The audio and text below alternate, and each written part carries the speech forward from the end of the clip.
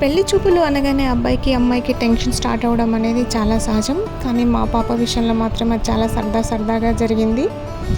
వెంటనే అందరం కలిసి షాపింగ్కి వెళ్ళిపోయాము. అక్కడ ఇన్స్టెంట్గా శారీ కట్టి చూపించడం అనేది నాకైతే చాలా బాగా నచ్చింది. చూడండి ఎలా బాగా చేస్తున్నారు, భలే అనిపించింది నాకైతే అది.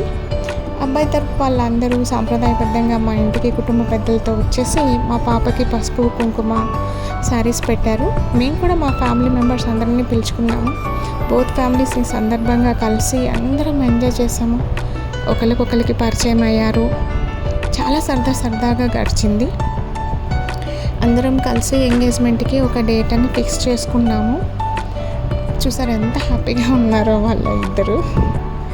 సో ముహూర్తం ఇంకా సెట్ చేసుకున్నాము, డేట్ అలా ఫిక్స్ చేద్దాము అని చెప్పేసి అనుకున్నాం. కానీ చాలా దగ్గరగా అయిపోయింది. అందరూ ఆశీర్వాదం అయితే ఇచ్చారు. బ్యాంకెట్ హాల్కి వెళ్ళిపోయాము. ఫాస్ట్గా హాల్స్ బుక్ చేసేసుకున్నాము, ముహూర్తం సెట్ చేసేసుకున్నాము. వాట్సాప్లో పంపించేసి ఎంగేజ్మెంట్ స్టార్ట్ అయిపోయింది.